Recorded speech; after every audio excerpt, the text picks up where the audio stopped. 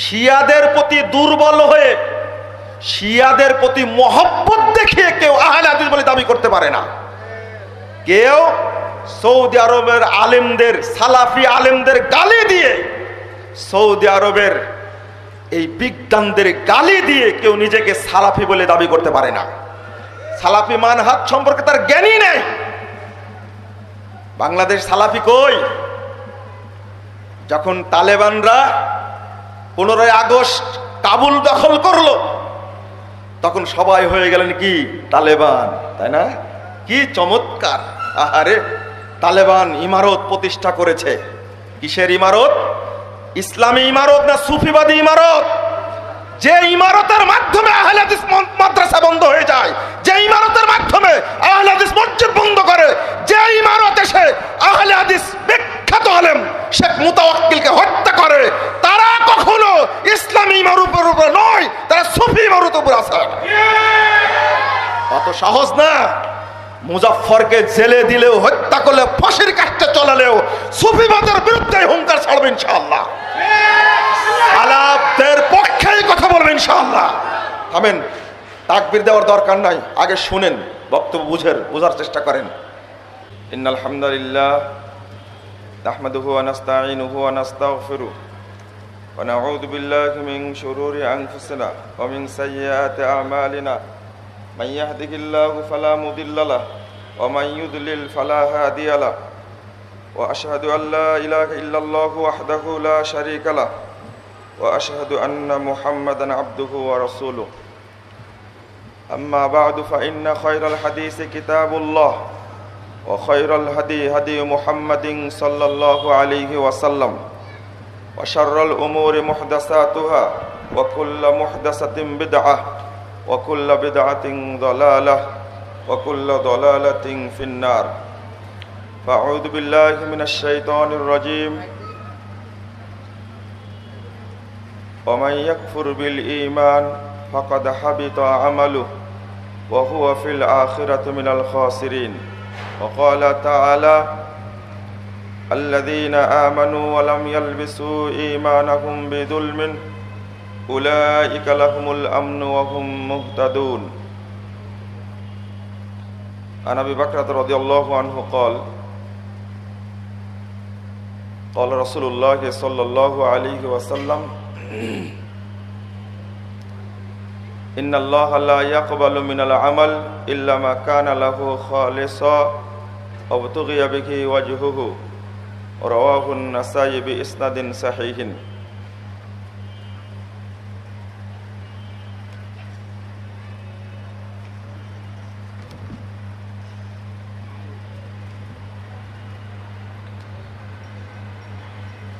বাংলাদেশ আহলে হাদিস জামাত এবং বাংলাদেশ আহলে হাদিস ছাত্র সমাজ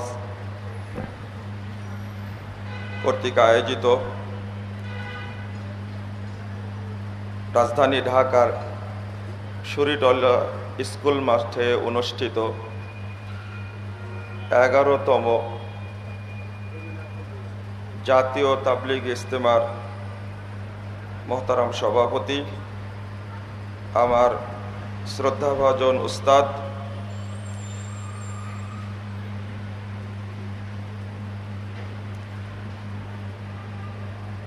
বাংলাদেশ আহলে হাদিস জামাতের সম্মানিত আমির এবং প্রতিষ্ঠাতা প্রিন্সিপাল আল মারকাজুল ইসলামী আস-সালাফি নওদাপাড়া রাজশাহী শেখ আব্দুস সামাদ সালাফি আল মাদানী হাফিজাহুল্লাহ তাআলা, উপস্থিত উলামায়ে কেরাম, অতিথিবৃন্দ, সুধী মণ্ডলী, সামনে উপবিষ্ট শ্রদ্ধেয় মুসলিম ভ্রাতৃমণ্ডলী, আমার প্রাণপ্রিয় ছাত্র ও যুবক ভাইরা, বিশেষ করে আহলে হাদিস ছাত্র সমাজের দায়িত্বশীল ও কর্মীবৃন্দ, আমি সকলকে আন্তরিক অভিনন্দন জানাচ্ছি।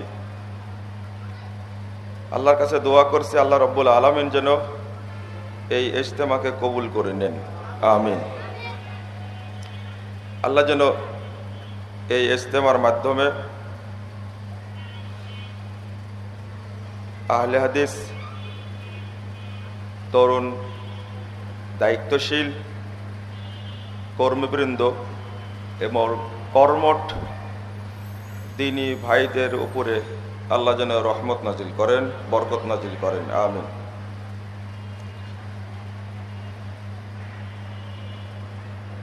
সম্মানিত ভাতৃমণ্ডলী,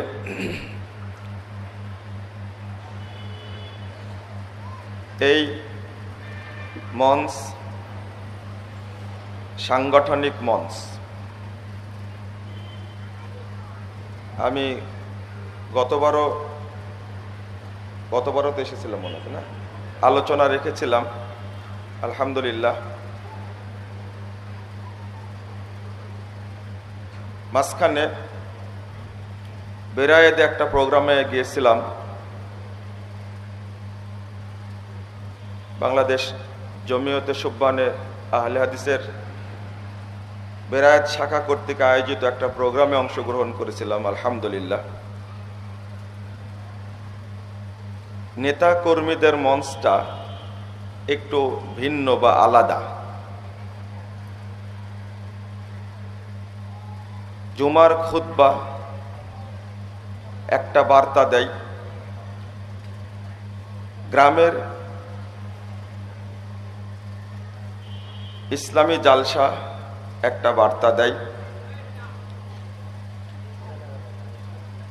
সংগঠনের উদ্যোগে আয়োজিত ইসলামী মহাসম্মেলন বা ইজতেমা আর একটা বার্তা দেয়, সাথে সাথে রাজপথের সম্মেলন ভিন্ন ধর্মী আর একটা বার্তা দেয়। তো এই প্ল্যাটফর্মে, এই সাংগঠনিক প্ল্যাটফর্মে আমার গড়ে ওঠা, যখন এই প্ল্যাটফর্মে আমি দাঁড়াই তখন আমার মধ্যে অন্য চেতনা কাজ করে। আমি জানি যে জুমার খুতবার বক্তব্য আর রাজপথের বক্তব্য কখনো এক হয় না। অনুরূপভাবে যখন দার্স দেই, ছাত্রদের পড়াই, ওই পড়ানো আর সেমিনারের পড়ানো একরকম না। সেমিনার আলাদা জিনিস, তাবলিগি সভা আলাদা জিনিস। এই কয়েকটা কথা শুরুতেই বলার কারণ হলো, সংগঠন একটা সমাজের সব কিছুর শক্তি বহন করে একাই।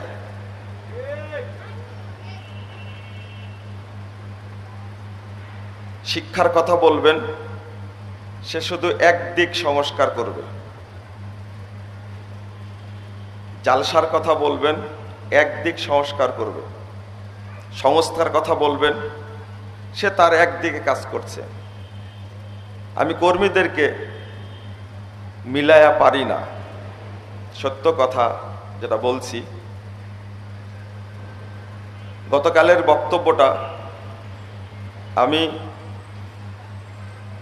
বাংলাদেশ জমিয়ত আহলে হাদিসের প্রেসিডেন্ট, নবনির্বাচিত সম্মানিত সভাপতি প্রফেসর ডক্টর আব্দুল্লাহ ফারুক সালাফি হাফিজাহুল্লাহ তাআলা, তার পুরো বক্তব্যটা শুনেছি গতকালকে। এরপরে বাংলাদেশ আহলে হাদিস জামাতের নায়েবে আমির, তার বক্তব্য শুনেছি। আমি যে শুনেছি সেটা উনিও জানতে পেরেছেন কোনোভাবে। আমি কোন এক সময় আজকে বলেছি তাকে, বক্তব্য শুনেছি আমি।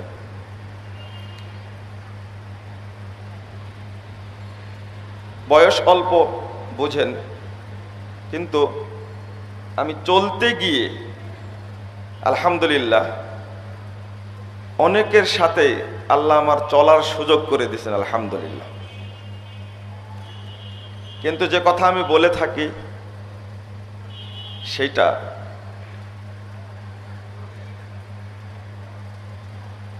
ছোট মনে কমল হৃদয়ে আঘাত পেলে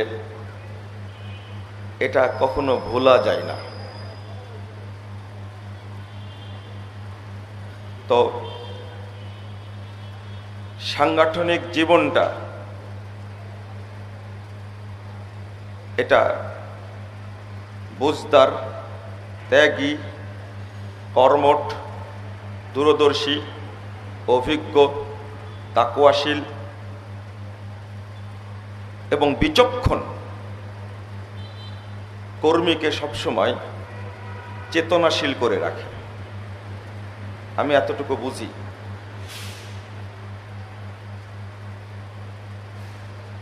কিন্তু প্রতারিত হওয়া এটা কত যে যন্ত্রণার আর কতটা দুঃখের, এইটা যিনি এই যন্ত্রণার কখনো শিকার হয়েছেন তিনি ছাড়া কেউ বলতে পারবে না। আমি অনুপ্রেরণা পাই আপনাদের অত্যন্ত প্রিয় ভাজন, আমারও অত্যন্ত শ্রদ্ধার পাত্র ডক্টর মুসলিউদ্দিন সাহেবের।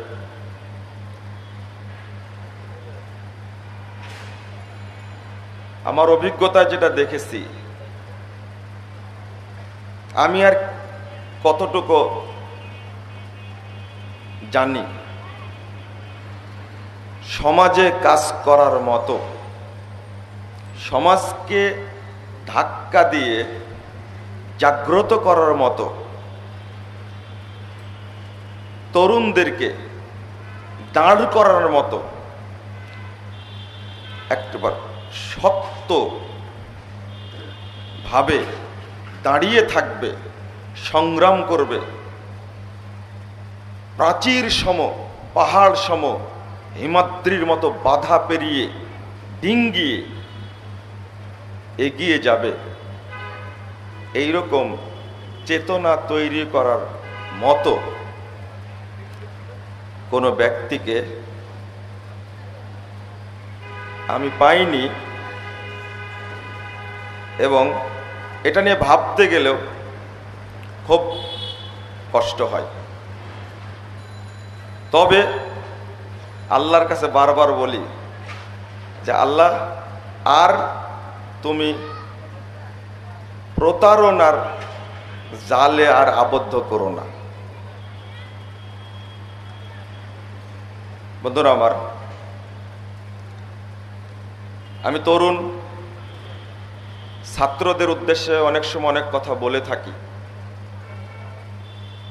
তো এতগুলো তরুণ ছাত্র কাজ করছে, কিন্তু মদিনার ক্ষেত্র প্রস্তুত করার জন্য কাজে লেগেছিল মাত্র 5 জন, 7 জন, 12 জন ছেলে। তার মধ্যে অন্যতম ছিলেন 2 জন, আসাদ বিন জুরারা এবং মুসাব বিন উমায়ের রাদিয়াল্লাহু আনহুমা। আল্লাহ রাব্বুল আলামিন তাদের এমনভাবে কবুল করেছিলেন। এই জন্য আমি এক বক্তব্যে বলেছি, সব সন্তানের নাম রাখবেন মুসাব, সব সন্তানের নাম রাখবেন আসাদ। আমার ইমিডিয়েট ছোট যে ভাইটা, আমার 2 ছেলের, এক ছেলের নাম রাখছি মোহাম্মদ আর একটা নাম আহমদ। তো এই আমার মুকাররমের বড় মেজ, ওর 2টা সন্তান, একটার নাম রাখছি আলহামদুলিল্লাহ আব্দুল্লাহ মুসাব, আর তারপরে কয়েকদিন আগে একটা হয়েছে, ওর নাম রাখছি আব্দুল্লাহ আসাদ। এটা বলেই দিলাম। কেন? তাদের যে চেতনা, তাদের যে ত্যাগ, এমনিতেই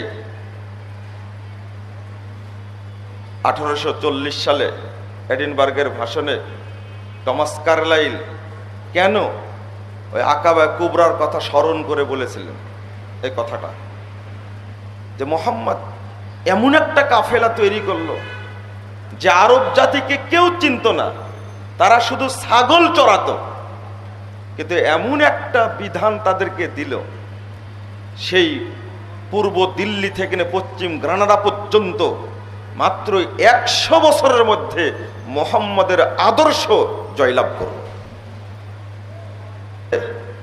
টমাসকারের এই বক্তব্যটা দিয়েছিল, আমি আগেই বক্তব্য দিতাম। বন্ধুরা আমার, দুঃখের সাথে বলছি, ত্যাগী, দূরদর্শী, নিঃস্বার্থ কাজ করার মতো তরুণ ছাত্র পাওয়া যায় না।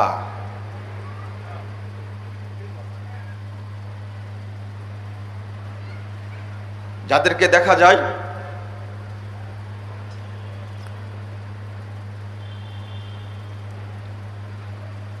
তারা চাটুকার,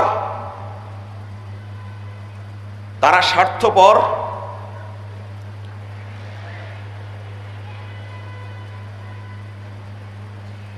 তারা চামচা, তারা দালাল, তারা তোষামত প্রিয়, প্রশংসা প্রিয়, তারা সব সময় প্রত্যেকটা কাজে স্বার্থ খোঁজে। এরা সমাজে জীবন্ত মানুষ না, এরা মরা লাশ। হতে পারে ডিগ্রিধারী, হতে পারে দেখতে সুন্দর, হতে পারে তারা ধনাঢ্যশীল, হতে পারে তারা অনেক কিছুর অধিকারী,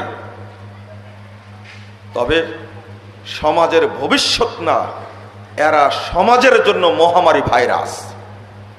দেখতে সুন্দর লাগে, অত্যন্ত দুঃখিত হয়ে কষ্টে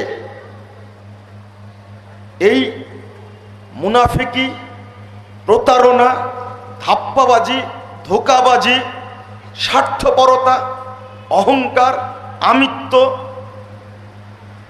কত গুণ আপনি নেবেন, লেজুল ভিত্তি, চামচাগিরি, এইগুলো চোখে দেখতে দেখতে একটা বই লিখেছিলাম। বইয়ের নাম দিয়েছিলাম সফল কর্মী। অনেকেই বইটা পড়ে হজম করতে পারেনি। এটাও লেখা আছে বইয়ের মধ্যে যে হজম করতে পারবে না সেই এই সমস্ত রোগে আক্রান্ত। বন্ধুরা আমার, এত কর্মীর দরকার হয় না। আমি যতটুকু বুঝি অল্প জ্ঞানে 2-1 হলেই, আল্লাহ কবুল করলেই এ দেশের জন্য যথেষ্ট, আলহামদুলিল্লাহ। তবে আমি বলি যে বিচক্ষণতা আমি দেখতে পাই, বারবার অনুপ্রেরণা জাগে। তখন বয়স কতটুকু হয়েছে? আমি 4 সালের কথা বলছি, আজকে 2022 সাল চলছে। আমি 2004 সালের কথা বলছি, 2003 সালের কথা বলছি, 2005 সালের কথা বলছি। এখানে বক্তব্য দিচ্ছি, কোনো র্যাব নাই, গোয়েন্দা নাই, পুলিশ নাই, বোমা মারার ভয় নাই। কিন্তু যখন কথা চলেছে, বক্তব্য চলেছে, তখন চারিদিকে র্যাবের গাড়ি, 4টা 5টা 7টা গাড়ি মঞ্চে বসে আছে। বেশি বলবো না, প্রফেসর ডক্টর মুসলিউদ্দিন, সেই সাতক্ষীরার ভাষণ আমার তারিখগুলো মনে আছে। 2005-এর 13 এপ্রিল, 2005-এর 22 এপ্রিল মোহনপুরের সম্মেলন, আর 2006-এ এসে মুক্তাঙ্গনের সম্মেলন। এইগুলো অনুপ্রেরণা যোগায়। কোনো কর্মী তখন ভয় পায়নি, কখনো কেউ চাদর মুড়িয়ে দিয়ে বসে থাকেনি। একদিকে জঙ্গিদের আস্ফালন মনে আছে, আমাকে বলেছিলেন 3 মাস তুমি মার্কাজ থেকে বের হবে না। ঢাকা এসে বলছেন 3 মাস থেকে ঢাকা মার্কাজ থেকে, রাজশাহী মার্কাজ থেকে বের হবে না, 3 মাস বলেছিলেন। 22শে এপ্রিল 2005-এ রাজশাহী 0 পয়েন্টে যে ভাষণ দিয়েছিলাম, ওই ভাষণের কারণে নাকি আমাকে মানুষ চিনে। কি বলেছিলাম তা মনে নাই। উনি বললেন তুমি বের হয় না, কারণ তোমাকে বোমা মেরে মেরে ফেলে দেওয়া হবে। এ কথা পরোয়াই করিনি, র্যাবের ভয় করে না।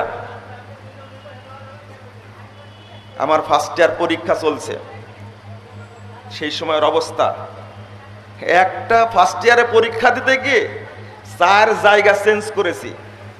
পরীক্ষাও বন্ধ হয়নি, কার্যক্রমও বন্ধ হয়নি, ঘুমিয়েও থাকিনি, গ্রেফতারেরও ভয় করিনি। ধরা পড়ে গেলাম, পুলিশ ধরে নিয়ে যাচ্ছে। সেই দিন আমার বিশ্ববিদ্যালয়ের 3rd ইয়ারের পরীক্ষা, একটা পরীক্ষা বাকি আছে। সব ইতিহাস আমার সামনে জল করে।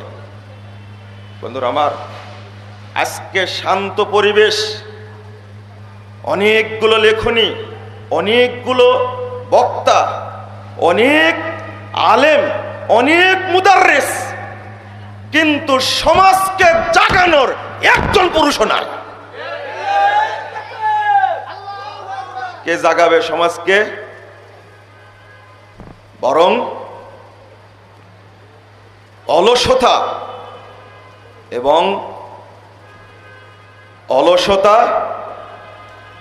কাপুরুষতা, ধান্দাবাজি, চাপাবাজিতে আহলে হাদিস তরুণদেরকে এখন গ্রেফতার করেছে। আমি আজকে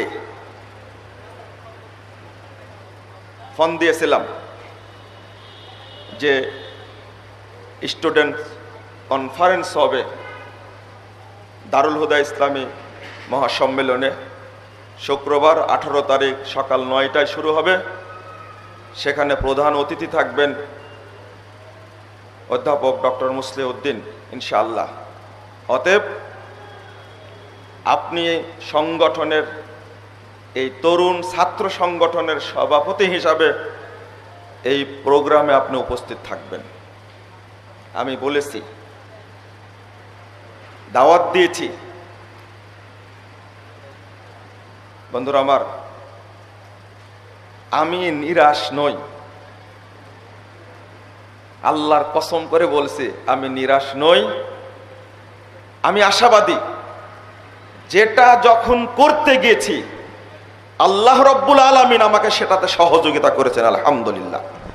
কোনো জায়গাতে পিছপা হয়নি এবং সেটা চ্যালেঞ্জ হিসাবে আল্লাহ আমাকে গ্রহণ করিয়েছেন এবং আল্লাহ সেটাতে সফল করেছেন, আলহামদুলিল্লাহ। অথবা আমার পিছনে সামান্যতম কোনো পরিমাণ, সরিষা পরিমাণ, একেবারে জাররা পরিমাণ কোনো দুর্বলতা নাই, আলহামদুলিল্লাহ, কোনো দুর্বলতা নাই। আমি সময় দিয়েছি আহলে হাদিস তরুণদের জন্য, যুবকদের জন্য, আহলে হাদিস সমাজের জন্য, আলেমদের জন্য। কিন্তু মাঝখানে একটা কথা বলেছি, আর প্রতারিত হতে চাই না। আল্লাহ যেন আমাকে প্রতারণার গর্তে আর যেন গ্রেফতার না করেন। আমার জন্য একটু দোয়া করবেন না? কোনো সন্তান, কোনো তরুণ, কোনো কর্মী যার হৃদয়ে চেতনা আছে, চিন্তা আছে, রক্তে তেজ আছে, ব্রেনে মেধা আছে, শারীরিক শক্তি আছে, বুধ শক্তি আছে, কর্মক্ষমতা আছে, এই ধরনের কোনো তরুণ যেন আর ধোকার শিকার না হয়, প্রতারণার শিকার যেন না হয়। আল্লাহ তুমি আমাদের এই দোয়া কবুল করো, আমিন ইয়া রাব্বাল আলামিন। বন্ধুরা আমার, এখন সময় এসেছে কাজ করার। আমি আশ্চর্য হই, চেতনা কাজ করে না কেন? পরিবেশ ঠান্ডা, লক্ষ জনতা মুক্তাঙ্গনে হাজির হয়েছে, প্রশাসনের বাধা সত্ত্বেও এ এখন জাগে না কেন? একজন নেতাও জেলখানায় নাই, আছে? একজনও নাই। আহা, সবই হয়েছে, কিন্তু চেতনাশীল কর্মী হয়নি। আর একদিকে বলবো, বন্ধুরা আমার, কাজ করতে হলে এই যে স্মরণিকা বের হয়েছে না, স্মরণিকা কে কে কিনেছেন? হাত তোলেন। আলহামদুলিল্লাহ। আজকে কিনেছেন না গতকাল কিনেছেন? কোন দিন কিনেছেন? কালকে না আজকে? আজকে। গতকাল কিনেছেন। এর মধ্যে একটা আর্টিকেল লেখা আছে নায়েবে আমিরের ডক্টর মুসদ্দিন সাহেবের হাফিজাহুল্লাহ তার একটা আর্টিকেল লেখা আছে। আর্টিকেলটার নাম কি বলেন?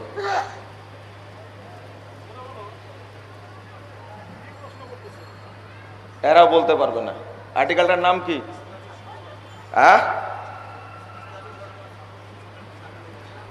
ইসলামী সংগঠন। তারপরে কি? তরুণ যুবক ছাত্র। কে কে পড়েছেন আর্টিকেলটা? পড়েছেন কে আর্টিকেলটা? কেউ পড়েননি। মনে পড়বে, মনে পড়বে, এক সময় মনে পড়বে। আমি বারবার বলছি যে লেখাটা লিখছেন ইসলামী সংগঠনের মূল স্তম্ভ। এই বইটা খুব দ্রুত তাড়াতাড়ি বের হওয়ার দরকার এবং তরুণদের সামনে আসার দরকার। কিন্তু ভূতে ধরেছে না অলসতা ধরেছে এখন আমি বুঝতে পারছি না। আমরা দোয়া করি আল্লাহ যেন এই বইটা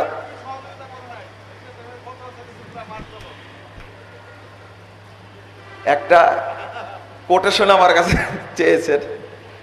আসলে আমার কাছে বই আছে, আমার জানাও আছে, ভুলে যাই। আর্টিকেলটা প্রকাশ পাচ্ছে আলহামদুলিল্লাহ, খুবই গবেষণাপূর্ণ লেখা আলহামদুলিল্লাহ। আমি দোয়া করি আল্লাহ যেন কবুল করেন, আমিন। আপনারাও একটু দোয়া করেন আল্লাহ যেন তাড়াতাড়ি তাকে ছাড়ার তৌফিক দান করেন। না ছাড়লে ছাপাবো কেমন? আমাদের দায়িত্ব নিয়েছে ছাপানোর, আলহামদুলিল্লাহ। তো এই আর্টিকেলটা আপনারা এখনো পড়েননি, তবে এখানে আসার পর থেকে যে আমি এখানে এসে এই পত্রিকাটা মোটামুটি আলহামদুলিল্লাহ কয়েকটা আর্টিকেল পড়েছি এবং ওর আর্টিকেলটা পুরোটাই পড়েছি।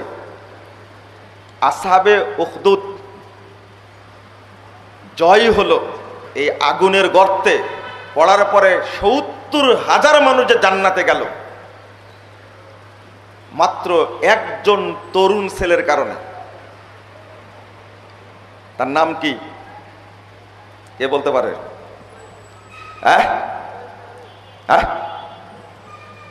কে?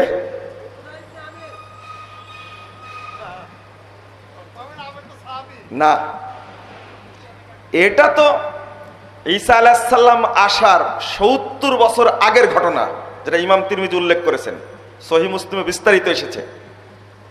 দারুণ ঘটনা। আমাকে যদি মারতে চাও, তুমি মারতে যদি চাও তাহলে আমার পরামর্শে মারতে হবে। শুধু একটা কথার কারণে বলছেন, তীরটা মারতে হবে বিসমিল্লাহি রব্বি হাদাল গোলাম। এই কথাটা যদি তুমি মারো তাহলে মারা যাব। এক তরুণের মৃত্যুতে ৭০,০০০ মানুষ আল্লাহর প্রতি ঈমান এনেছে, আলহামদুলিল্লাহ। আগুন জ্বালিয়ে ঘোষণা করা হলো, এবার মারা হলো।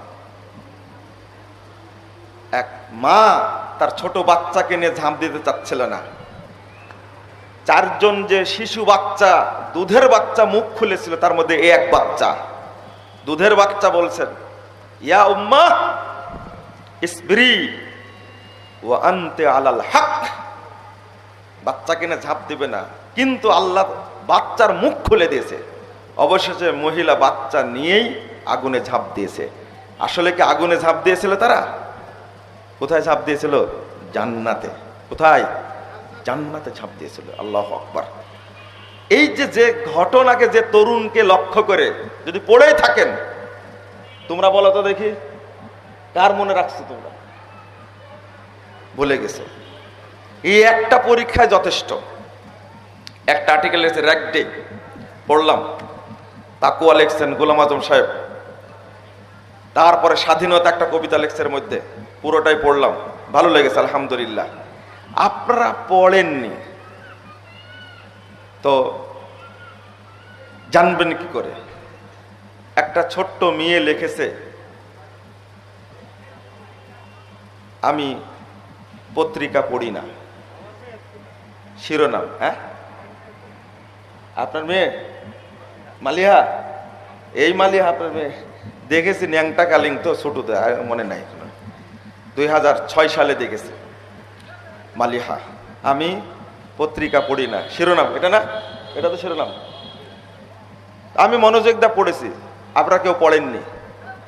আমি আপনাদের সংগঠন কোন দায়িত্বে আছি? কোন দায়িত্বে? কোন দায়িত্বে? হ্যাঁ, পড়ার দায়িত্বে। ভালো কথা বলেছেন। আলহামদুলিল্লাহ, আমি আর্টিকেলটা খুব মনোযোগ দিয়ে পড়েছি যে আসলে আগে মূল্যায়ন করা জানতে হবে, তারপরে আগ্রহ তৈরি হবে।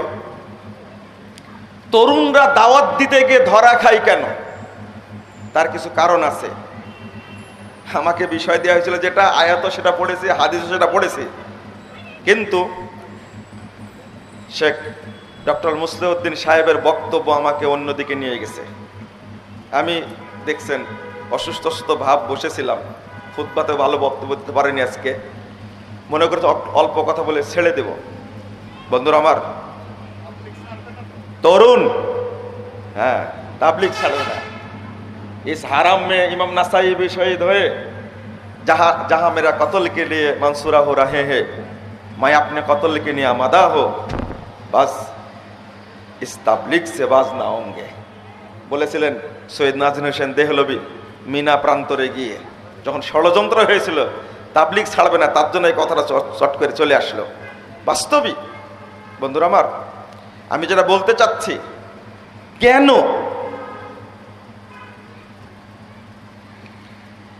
এই আর্টিকেলের মধ্যে এত একটা চমৎকার কোটেশন আছে বাংলাদেশের একজন শিক্ষাবিদের, আপনারা পড়লে অনেকটাই, যে বইটা ওনার কাছে আছে, আমার বিশ্বাস কোন আহলে হাদিস আলেমের কাছেও নাই, আমার কাছে আছে, এটা পুরাতন কপি।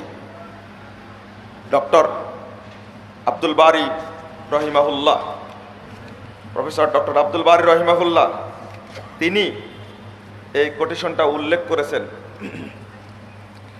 এত চমৎকার লাগলো আমাকে পড়তে গিয়ে যে আমি আপনাদের একটু পড়ে শোনা দিই। ধর্মবিজ্ঞান প্রগতি 43 পৃষ্ঠায়,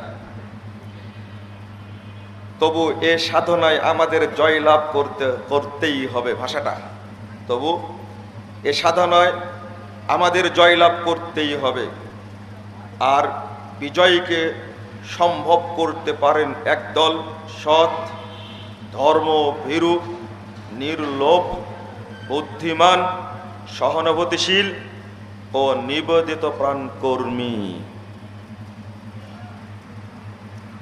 আমি এতটুকুই বললাম। আমি যতগুলো বলেছি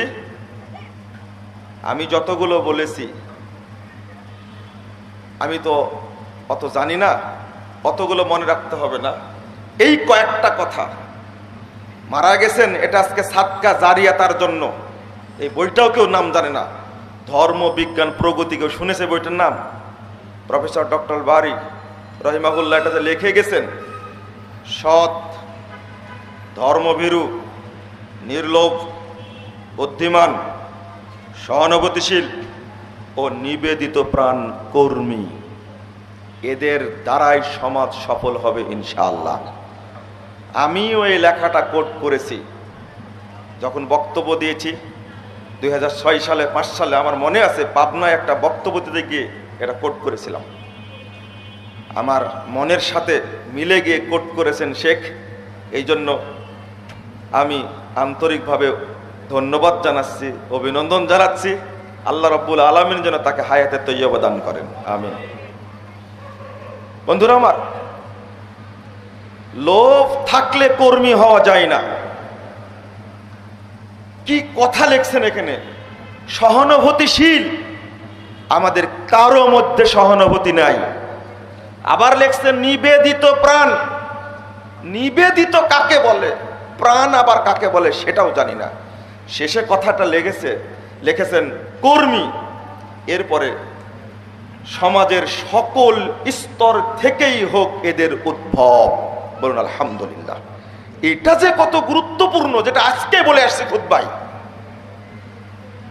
প্রফেসর ডক্টর আব্দুল বারী রহিমাহুল্লাহ বাংলাদেশ জমিয়তে আহলে হাদিসের দীর্ঘ সম্ভবত প্রায়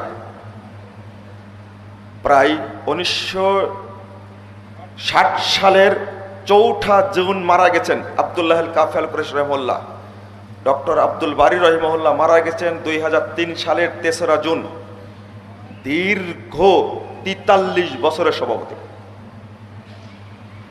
তিনি এই কথাটা বলে গেছেন, সব শ্রেণীর মধ্যে থেকে দায়ীর উদ্ভব না ঘটলে কখনো তাওহীদের জাগরণ ঘটবে না। আজকে বলেছি রিকশাওয়ালাও দাওয়াতি কাজ করবে, তিনি যতটুকু জানেন তিনি পৌঁছা দেবেন। পানের দোকানদার তিনিও দাওয়াতি কাজ করবেন। গরুর রাখাল তিনিও দাওয়াতি কাজ করবেন। কাজের বুয়া তিনিও দাওয়াতি কাজ করবেন। যে যেখানে আছে সেখান থেকে দাওয়াতি কাজ করবেন। শর্ত একটা, যারা যোগ্য নিবেদিত প্রাণ কর্মী তাদের জন্য মেধা ছাড়া বিকল্প কোনো পথ নাই, পড়া ছাড়া বিকল্প কোনো পথ নাই। কেন শেষ করব, মানে কেন বললাম কথাটি? আপনি কার কাছে দাওয়াত নিয়ে যাবেন তার সম্পর্কে যদি আপনি না জানেন, নবী রাসূলগণ এমন মানুষ, আল্লাহ নবী রাসূলগণকে কখনো ওহির সামনে কখনো দুর্বল করেননি, কখনোই না। আপনি একটা হাদিস দেখবেন, 1521 নম্বর হাদিস ইবনু মাজার মধ্যে। দেখেন আল্লাহর কৌশল কাকে বলে। আমি 2টা আয়াত বলবো এখানে, একটু বোঝানোর জন্য বলছি। সেটা হলো, এক পাদ্রী এসে বলছেন মুহাম্মদ সাল্লাল্লাহু আলাইহি সাল্লামকে, বলছেন আনতুম তুশরিকুনা বিল্লাহ, মুহাম্মদ তোমরা তো শিরিক করো। আপনারা কি বুঝতে পারছেন ঘটনা কি বলছে? মুহাম্মদ তোমরা তো শিরিক করো। আল্লাহর রাসূলকে বলছে তোমরা শিরিক করো। এটাকে মেনে নেওয়ার মতো? মেনে নেওয়ার মতো না। কিন্তু ঘটনা দেখেন, এই কথা বলা মাত্রই এরপরে বলছেন ওয়াতাকুলুনা মাশাআল্লাহ শীতা ওয়াল কাবা, তোমরা তো এখনো বলো আল্লাহ যা ইচ্ছা করবেন এবং তুমি করবা। ওয়াল কাবা, তোমরা তো এখনো বলো কাবার কসম। এই কথা বলতে না বলতে আল্লাহ রাসূল বলছেন তোমরা বলবে মাশাআল্লাহু সুম্মা শীতা ওয়া রব্বিল কাবা। বলেন তো এখানে পাদ্রী জয়ী হলো না মুহাম্মদ সাল্লাল্লাহু আলাইহি সাল্লাম জয়ী হলেন? সাথে সাথে ওহী চলে এসেছে। ভাবতে পারেন আপনি, মুহাম্মদ সাল্লাল্লাহু আলাইহি সাল্লামকে এখানে কাবু করতে পারেনি পাদ্রী, সাথে সাথে বলছে তোমরা বলবে মাশাআল্লাহু সুম্মা শীতা ওয়া রব্বিল কাবা। অর্থাৎ আল্লাহর যা ইচ্ছা তিনি করবেন, অতঃপর তোমার দায়িত্ব থাকলো। এই অতঃপর কথাটা সুম্মা এবং ওয়াও দুইটাই হরফে আতফ, অথচ একটা বললে শিরিক হচ্ছে, আর একটা বললে তাওহীদ হচ্ছে। আর একটা বললেন কাবার কসম না, বলো কাবার রবের কসম। আল্লাহর নবীকে কিভাবে জয়যুক্ত করলেন ভাবাই যায় না। পৃথিবীর কোন নবী কোন তর্ক বাগিসের কাছে, কোন যুক্তিবিদের কাছে কখনো পরাজিত হননি। আল্লাহ বলছেন কুল হাযিহি সাবিলি আদউ ইলাল্লাহি আলা বাসীরা আনা ওয়া মান ইত্তাবাআনি ওয়া সুবহানাল্লাহি ওয়া মা আনা মিনাল মুশরিকিন। এখানে কেন বললেন ওয়া মা আনা মিনাল মুশরিকিন? কেন বললেন আমি মুশরিকদের অন্তর্ভুক্ত নই? উদু ইলা রব্বিক, তুমি আল্লাহর তোমার রবের দিকে দাওয়াত দাও। ওয়ালা তাকুনান্না মিনাল মুশরিকিন, তুমি মুশরিকদের অন্তর্ভুক্ত হয় না। দুই জায়গাতে দাওয়াত আর দুই জায়গাতে আল্লাহ বলছেন মুশরিকদের অন্তর্ভুক্ত হয় না। আমি মুশরিকদের অন্তর্ভুক্ত নই। কেন বললেন? যে জন্য কথাগুলো বললাম তার কারণ হলো, দায়ীকে এমন ভাবে অভিজ্ঞ হতে হবে, সে যার কাছেই দাওয়াত নিয়ে যাবে তার দাওয়াত সেখানে জয়যুক্ত হতে হবে। বুঝাতে পারলাম না? আপনি একজন ডাক্তার, ডাক্তার এমন এক পার্সন, ডাক্তার এমন একজন ব্যক্তি, তার কাছে ওসিও যায়, ডিসিও যায়, মন্ত্রীও যায়, প্রধানমন্ত্রীও যায়, ওই কামলাও যায়, চাকরও যায়, গরিবও যায়, ধনীও যায়, কৃষকও যায়, মাস্টারও যায়, ডাক্তারও যায়, ইঞ্জিনিয়ারও যায়। যায় না সবাই? ডাক্তারের কাছে যায়। ডাক্তার সবার রোগকে চিহ্নিত করতে পারে। ডাক্তারেরও ছাড় আছে, কিন্তু আপনার ছাড় নাই। মানে কি বুঝতে চাইলাম? ডাক্তারের ছাড় আছে মানে মেডিসিন ডাক্তার আলাদা, নিউরোলজিস্ট আলাদা, তারপরে অর্থোপেডিক্সের আলাদা, চোখের ডাক্তার আলাদা, সব আলাদা আলাদা না? হার্টের ডাক্তার আলাদা। কিন্তু আপনার জন্য কোনো আলাদা অপশন নেই, কারণ আপনাকে দাওয়াত দিতে হচ্ছে। যারা সেকুলারিজমে বিশ্বাসী তাদের কাছেও যেতে হচ্ছে, যারা ন্যাশনালিজমে বিশ্বাসী তাদের কাছেও যেতে হচ্ছে, যারা তরিকায় বিশ্বাসী তাদের কাছেও যেতে হচ্ছে, যারা সুফিবাদে বিশ্বাসী তাদের কাছে যেতে হচ্ছে, যারা সচিব তাদেরকেও দাওয়াত দিতে হয়, যারা ডাক্তার তাদেরকেও দাওয়াত দিতে হয়, যারা মাস্টার তাদেরকেও দাওয়াত দিতে হয়, যারা প্রফেসর তাদেরকেও দাওয়াত দিতে হয়, যারা রিক্সা চালক তাদেরকেও দাওয়াত দিতে হয়, যারা ভ্যান চালক তাদেরকে দাওয়াত দিতে হয়, যারা দোকানদার তাদেরকে দাওয়াত দিতে হয়, যারা ব্যবসায়ী তাদেরকেও দাওয়াত দিতে হয়। কিন্তু মানুষ কয়টা? মানুষ কয়জন? একজন। আহলে হাদিস ছাত্র সমাজের কেন্দ্রীয় দায়িত্বশীল কতজন যা জানি না, যদি হয় 10 জন, যদি হয় 12 জন, 13 জন, 13 জনের মধ্যে অন্তত অন্তত 3 থেকে 5 জন থাকা লাগবে সর্বদিক জানা একজন ব্যক্তি, কর্মী। না হলে এই সংগঠনের দাওয়াতি কর্মসূচি বাস্তবায়ন করা সহজ হবে না, সম্ভব হবে না। তাহলে কি পরিমাণ পড়তে হবে? আপনাকে গিয়ে দাওয়াত দিতে হচ্ছে একজন সেকুলারকে, আগে তাকে সেকুলারটা বুঝাতে হবে। 2010 সালের কথা বলছি, সাতক্ষীরা কলরোয়া আমাকে বিষয় দিয়েছিলেন প্রফেসর নজরুল ইসলাম স্যার। বাবা, মানুষের আশ্রয়ের স্থান ইসলাম, এই বিষয়ে বক্তব্য দিবা। আমি বক্তব্য দিলাম, ভটাল ভটাল রাজনৈতিক নেতা বসে আছেন। আমি ছোট মানুষ, 10 সালের কথা বলছি, তখনও ছাত্র আমি। আমাকে একজন নেতা ডেকে বলছে, তুমি যা শুরু করেছিলে প্রথম দিকে, আমি অপেক্ষায় ছিলাম শেষ করো কিভাবে। শেষ না করলে তোমাকে আজকে মঞ্চ থেকে নামতে দিতাম না। একবারে এইভাবেই। ওই রাজনৈতিক নেতার নামও মনে আছে। তবে এটাও বললেন, তুমি যে সবগুলোকে উল্লেখ করে একবারে ভাষা বলতে তুলো ধুনো করেছ, এই জন্য তোমাকে ধন্যবাদ। আমি মনে করেছিলাম এটা বলে শেষ করলে তোমার খবর আছে, মঞ্চ থেকে নেমে যেতে পারতে না। এত বড় তুখর রাজনীতিবিদ আমাকে এই কথাটা বললেন কেন? আমার আলোচনায় উনি প্রভাবিত হয়েছেন, এটা আমি মনে করি। হতে পারে অনেক বড় রাজনীতিবিদ, শেখ সাহেবের সাথে চলা মানুষ, সেই রকম রাজনীতিবিদ। হ্যাঁ, বাস্তবই বলছে আপনাকে দাওয়াত। কিন্তু আমি এই কর্মসূচি বাস্তবায়ন করতে পারিনি। যখন শুরু করেছিলাম এবং লিখে ফেলেছিলাম যে এটা তাগুত আর তাওহীদকে, শিরিক আর তাওহীদকে কখনো মিশ্রিত করতে দিব না। আল্লাহ বলেছেন, ওয়ালা তালবিসুল হাক্কা বিল বাতিল ওয়া তাকতুমুল হক, হককে বাতিলের সাথে মিশ্রিত করো না। চেয়েছিলাম কারো জন্য মিশ্রিত আকীদা না থাকে, বিশুদ্ধ আকীদা হয়। কেউ ইসলামকেও মানবে, সাথে সাথে তরিকাওকে মানবে, সাথে সাথে মেনে নিবে পীরবাদ, পীরতন্ত্র, সমাজতন্ত্র ইত্যাদি মতবাদকে মেনে নিবে। মিশ্রিত হয়ে গেল আল্লাহর কাছে গ্রহণযোগ্য একটা দিন, তার নাম হলো কি? ইসলাম। এটাই যদি আমি বুঝাতে চাই তাহলে আমাকে পড়াশোনা করা লাগবে। কার্ল মার্কস পন্থীরা কি চায়?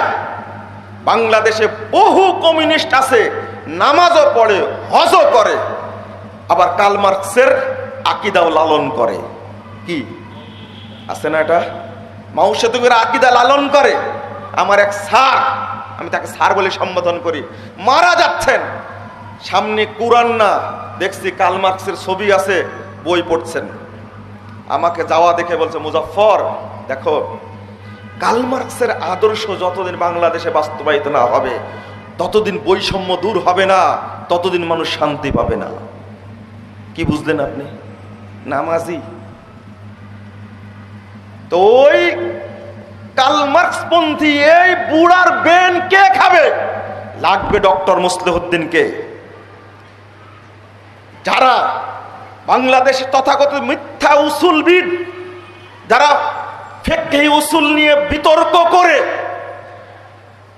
আহলে হাদিস সমাজকে কুলসিত করতে চায়, আর এই মিথ্যা উসুল পড়ে মুসলিমদেরকে ধোঁকা দিতে চায়, এই সমস্ত তথাকথিত মিথ্যুক উসুলবিদকে সাইজ করার জন্য ডক্টর মুসলিহুদ্দিনকে সামনে দেওয়া ছাড়া বিকল্প কোনো পথ নাই। সামনে বর্তমানে আকীদার যে দ্বন্দ্ব, আমি তো মানহাজ নিয়ে কথা বলি, আপনারা জানেন কেন মানহাজ নিয়ে কথা বলি। কাকে আপনি আহলে হাদিস বলেন?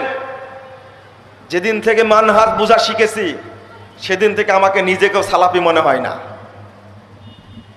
তবে আল্লাহর কাছে দোয়া করি, ইহদিনাস সিরাতাল মুস্তাকিম সিরাতাল্লাযীনা আন'আমতা আলাইহিম।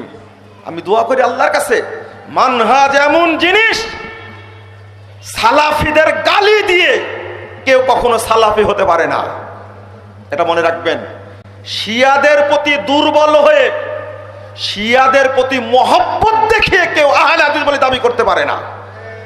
কেউ সৌদি আরবের আলেমদের, সালাফি আলেমদের গালি দিয়ে, সৌদি আরবের এই বিজ্ঞানদের গালি দিয়ে কেউ নিজেকে সালাফি বলে দাবি করতে পারে না। সালাফি মানহাজ সম্পর্কে তার জ্ঞানই নেই। বাংলাদেশ সালাফি কই? যখন তালেবানরা 15 আগস্ট কাবুল দখল করলো, তখন সবাই হয়ে গেলেন কি? তালেবান, তাই না? কি চমৎকার! আহারে, তালেবান ইমারত প্রতিষ্ঠা করেছে। কিসের ইমারত? ইসলামী ইমারত না সুফিবাদী ইমারত? যে ইমারতের মাধ্যমে আহলে হাদিস মাদ্রাসা বন্ধ হয়ে যায়, যে ইমারতের মাধ্যমে আহলে হাদিস মসজিদ বন্ধ করে, যে ইমারত এসে আহলে হাদিস বিখ্যাত আলেম শেখ মুতাওয়াক্কিলকে হত্যা করে, তারা কখনো ইসলামী ইমারতের উপর নয়, তারা সুফি ইমারতের উপর আছে। অত সহজ না। মুজাফফরকে জেলে দিলেও, হত্যা করলে, ফাঁসির কাজটা চলালেও সুফিবাদের বিরুদ্ধে হুঙ্কার ছাড়বে ইনশাআল্লাহ। সালাফদের পক্ষেই কথা বলবেন ইনশাআল্লাহ। থামেন, তাকবীর দেওয়ার দরকার নাই, আগে শুনেন, বক্তব্য বোঝার চেষ্টা করেন। আহলে হাদিসদেরকে গর্তে নামাবেন, আপনি ধোঁকা দিবেন, এর সুযোগ নাই। কেন ধোঁকা দিবেন আপনি? আশ্চর্য। এই জন্য দরকার আকীদা এবং মানহাজের জ্ঞান। আমি জানি না আমার প্রতি তিনি সন্তুষ্ট না অসন্তুষ্ট। আমি কড়া কথা বলি অনেক সময়। কড়া কথা কেন বলি? আহলে হাদিস তরুণরা মানহাজের শিক্ষা অর্জন করবে প্রথম, তারপরে সহিহ আকীদার শিক্ষা গ্রহণ করবে, তারপরে তাওহীদের জ্ঞান অর্জন করবে। আগে মানহাজ, মানহাজ সবচেয়ে ব্যাপক, তারপর হলো আকীদা। তাওহীদের চেয়ে আকীদা ব্যাপক। তাওহীদ হলো খাস, আকীদা হলো আম। সিরিয়াল যেতে হবে বন্ধুরা আমার। এই বর্তমান যে ভ্রষ্ট আকীদা চলছে, আমি উসুল পড়ানোর কথা এমনি বলি, যখনই আকীদার আলোচনা করি সহিহ বুখারীর কিতাবুল ঈমান পড়াতে গিয়ে ছাত্রদের জিজ্ঞেস করে, বুখারী পড়ে কুল্লিয়াতে পড়ছে, তাদেরকে জিজ্ঞেস করে আকীদা সম্পর্কে, উত্তর দেয় কেউ আশারী, কেউ মাতুরিদি, কেউ খারেজি, কেউ মুতাজিলা, কেউ জাহমিয়া। নাউজুবিল্লাহ, আস্তাগফিরুল্লাহ। ইলম সম্পর্কে, আকীদা সম্পর্কে জ্ঞান নাই। কিন্তু আমি যতটুকু খুঁজে পেয়েছি, আমারই তো কিছু নাই, আমি যাচাই করবে কি করে? আকীদা বলেন, উসুল বলেন, ইতিহাস বলেন, হাদিস বলেন, সনদ বলেন, তারপরে উসুলে ফিকহ বলেন, উসুলে হাদিস বলেন, বালাগাত বলেন, মান্তিক বলেন, সাহিত্য বলেন, ইলমে বাদি, ইলমে বায়ান, ইলমুল কিরাত, আমি যতটুকু জানি আলহামদুলিল্লাহ। আহলে হাদিসের ইতিহাস বলতে লাগলে আসলে আহলে হাদিসরা একবারে হতবাক হয়ে শুনে, ডক্টর মুস্তাহিউদ্দিনের মেধা আল্লাহ দিয়েছেন, এই মেধাকে আমরা মূল্যায়ন করতে পারিনি। তবে এতটুকু শেষে বলবো যে মূল্যায়ন করার চেষ্টা করুন। আপনারা পড়েন না কেন? আমিও পড়ি না, আমিও এখন ছুটে বেড়াচ্ছি, বিশাল প্রতিষ্ঠান কি করে চালাবো। তবে আমার ঐকান্তিক ইচ্ছা আছে, আল্লাহ যেন ইচ্ছা কবুল করেন। আমি দায়ী মানুষ, দায়ী থাকতে চাই, আমি আর কিছু হতে চাই না। আলহামদুলিল্লাহ, আমি একটু পড়ানোটাকে ভালোবাসি, লেখালেখিকে ভালোবাসি, যার কারণে বাহিরে ওইভাবে আসতে পারি না। তবে সম্ভাবনা খুব বেশি, আলহামদুলিল্লাহ, অনেক বেশি সম্ভাবনা। আজকে অনেকগুলো বই রচিত হয়েছে, দেখেছেন আপনারা, অনেক বই রচিত হয়েছে আলহামদুলিল্লাহ। ডক্টর মুস্তাহিউদ্দিন সাহেবের বইটা বের হলে আশা করি পরিপূরক হবে ইনশাল্লাহ। ওই সাইডে কেউ লেখেনি, ওই জন্য বলি তাড়াতাড়ি বের করে। আমাদের ব্রেন নাই যে, আমরা ইংরেজি বুঝি না, উর্দু বুঝি না, ফার্সি বুঝি না, আরবিও বুঝি না। বাস্তবিক সব দিকেই কম, পড়াশোনা করিনি, এটা আফসোস লাগে, আক্ষেপ লাগে। তাই মনে করি যে ছাত্রদের তৈরি করব, আন্তর্জাতিক জ্ঞানে পাকাপোক্ত হবে, তারা সব জ্ঞান বুঝবে। একজন শেখ আব্দুর রহিম, আল্লামা আব্দুর রহিম লেখক, তাকে আল্লাহ কি মেধা দিয়েছিলেন, সব বিষয়ের উপরে লিখে গেছেন। কেন?